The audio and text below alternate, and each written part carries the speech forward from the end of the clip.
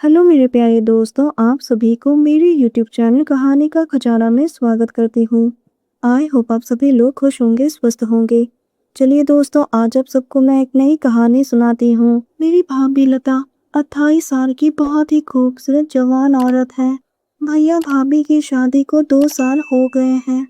भैया ने घर वालों के कहने पर भाभी से शादी तो कर ली, लेकिन वो किसी और को चाहते हैं जो उनके ऑफिस में ही काम करते हैं। वो अक्सर ऑफिस के काम के चलते बाहर ही रहते हैं और कभी कभार ही घर आते हैं। मेरी भाभी बहुत ही घरेलू और सीधी है। वो हम सबका बहुत ही अच्छे से ध्यान रखती है। वो घर को किसी मंदिर की तरह संभालती थी, लेकिन भैया को तो ये सब दिखाई ही नहीं देता था। मैंने इन 2 सालों में भाभी की आंखों में हमेशा एक बेचैनी देखी है। मैंने एक दिन देखा कि भैया भाभी को ये कह रहे थे कि तुम जैसे गांव के गंवार से प्यार करना तो दूर की बात, मैं तो तुम्हारी शक्ल भी देखना पसंद नहीं करता हूँ। भाभी बहुत ही रो रही थी। अगले ही दिन भाभी अपने मायके चली गई। दोपहर के 11 बजे की बात है, तभी मेरे नंबर पर एक फ़ोन आया। जैसे ही मैंने फ़ोन रिसीव किया, मुझे पता चला कि भाभी का एक्सीडेंट हो गया है। मैं जल्दी से हॉस्पिटल गया। भाभी को तो मामूली चोट आई थी, लेकिन उस हादसे में उनकी आंखों की रोशनी चली गई। मैं भाभी को घर ले आया और उस दिन के बाद से मैं भाभी की हर काम में मदद करने लगा। आंखों की रोशनी जाने के बाद से तो भैया उनसे दूर दूर ही रहने लगे। मुझसे भाभी का दुख सहन नहीं होता था। यूं ही दिन बीत रहे थे। खैर, अब असली बात पर आते हैं। एक रात मुझे नींद नहीं आ रही थी। मैं भाभी के बारे में ही सोच रहा था। तब रात के ठीक 2 बज रहे थे। गर्मी का मौसम था।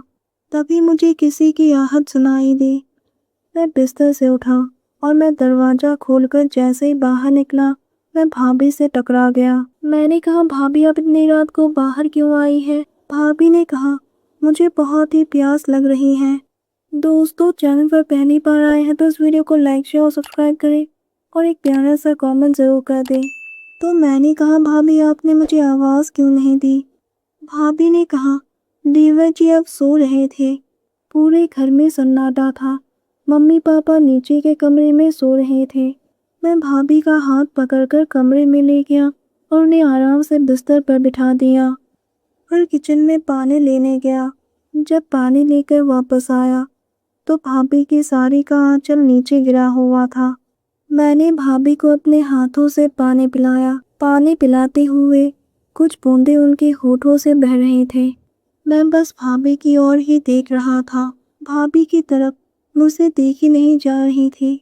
मैंने पानी का गिलास टेबल पर रखा और भाभी के चेहरे को अपने दोनों हाथों से पकड़ते हुए उनके होठों को चूम लिया। मेरा दिल जोर जोर से धक धक कर रहा था। भाभी ने मुझे धक्का दिया और कहा, देवर जी ये गलत है। मैंने कहा, जब आपके होते हुए भैया किसी और के साथ रह सकते हैं, अगर वो गलत नहीं है तो ये कैसे गलत हो गया? जब से आप शादी करके इस घर में आई हो, तब से ही मैंने आपकी आंखों में चाहत की तरफ देखी है। अब मुझसे और सहन नहीं होता है। मैं आपको और तड़पते हुए नहीं देख सकता हूँ। भाभी ने कहा, तो ठीक है, आज मिटा दो मेरी तरफ को। भाभी ने भी खुद को मुझे सौंप दिया।